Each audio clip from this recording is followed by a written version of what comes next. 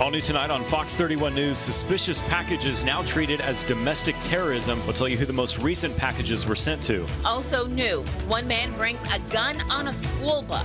What police are now charging him with and how many students were on the bus at the time. Well, after some rain today and some rain tomorrow, take a look at this weekend. 70s, plenty of sun. I'll break down what you can expect coming up in a couple minutes. This is Fox 31 News at 10. A good Thursday evening to you. Thanks for watching a late edition of Fox 31 News at 10. I'm Aaron Lee. And I'm Nicole Williams. Well, two Hamilton Elementary School students were hit by a car early this morning. The two children were crossing one road to get on the bus when a driver ignored the stop arm and tried to pass the bus. Doug Howell, Colquitt County School Superintendent, says the two children were taken by air, one to Tallahassee Memorial Hospital and the other to a hospital in Macon with serious injuries. No word on how they're doing. One man is now being charged after bringing a gun onto a Dougherty County school bus Tuesday.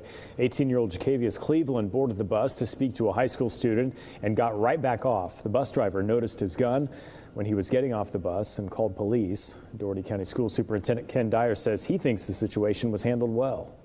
I think the bus driver handled the situation as good as she could have handled it. She didn't escalate it. He did leave the bus with no incident. And then she called, I think the call came into our police department about 7:45. By 7:50, our officer was on the scene. Cleveland was charged with one felony count of possession of a weapon on a school bus. He's also charged with a misdemeanor count of disruption of a public school and criminal trespass. The Albany Dougherty Drug Unit recovered more than $500,000 in drugs from a recent bust. They also recovered a large amount of synthetic marijuana, also known as spice. The unit says they arrested Jonathan Green for possession of marijuana, drug-related objects, Xanax, ecstasy, Oxycontin, and spice. Ryan Ward, captain with Albany Dougherty Drug Unit, says they're sending a message with this bust. This is to these illegal narcotics distributors that we're not going to tolerate this in our city. This is one of many large busts that we're going to make here in the city. The search was at 1000 East 4th Avenue in Dougherty County.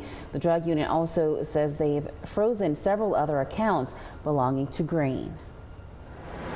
And across the state, a man is now dead in Atlanta after chasing a commuter bus. Police say he got caught under its rear wheel. They say the man ran across a highway trying to catch the MARTA bus, and witnesses say he started banging on the rear driver's side of it. Got caught under the bus when it stopped. No charges are being filed against the driver. All right, let's check in with Fox 31 meteorologist Nathan Hopper for a first look at our forecast.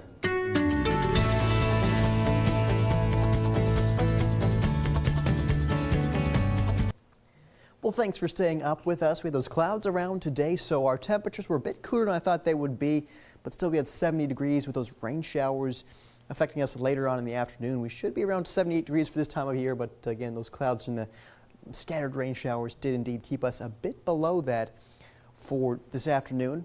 This morning we woke up to temperatures around 57 degrees, which that's closer to average, but I'm continuing to expect those cool temperatures with those overnight lows in the 50s. Moving forward, some headlines for us. That rain will linger for us tomorrow, mainly in the morning hours before things become a bit more scattered as we move through the afternoon hours on our Friday. So for good news for Friday night football, as I do expect most, if not all, of those rain showers to be clear by kickoff for your Friday night football games. Temperatures, though, will stay cool, so you may need that jacket if you're out and about for any Friday night football games across southwest Georgia. For your Friday evening, but the dry pattern, once those showers leave on Friday, looks to persist for a good chunk of the next 7 days. Now, it's Thursday. Here's the weekend forecast. Again, those clouds look to be gradually clearing through the evening on Friday, and those rain showers gradually clearing through the area Friday afternoon. Temperatures in the lower 70s for Saturday. A few more clouds on Saturday, but then plenty of sun for your Sunday. I'm expecting temperatures in the middle 70s for Sunday. So this weekend, not going to be all that bad. Just got to deal with some of those lingering rain showers for our Friday. But of course, I'll break down the rest of that forecast in a couple minutes. Happening nationally, new developments tonight as two other suspicious packages have been found sent to former Vice President Joe Biden and actor Robert De Niro. Suspicious packages were sent to the homes of former Presidents Bill Clinton and Barack Obama, CNN in New York, former Attorney General Eric Holder, and billionaire George Soros. Another was found in Florida at the office of Representative Debbie Wasserman Schultz. Authorities are treating the series of mailings as domestic terrorism. We turn now to the impact those suspicious packages could have on the midterm elections less than 2 weeks away. Christine Frizzell takes a look at how it could weigh on the minds of voters at the polls. A string of suspicious packages leaving a trail of questions about who and why, and inevitably what the political implications may be. Many Democrats blaming the president. That over the last 2 years, what has been driving this poisonous political environment have been these very polarizing comments from the President of the United States. The president's press secretary firing back. The president is certainly not responsible for sending suspicious packages to someone, no more than Bernie Sanders was responsible for a supporter of his shooting up a Republican baseball field practice last year. Shortly after calling for calm, in these times, we have to unify. We have to come together.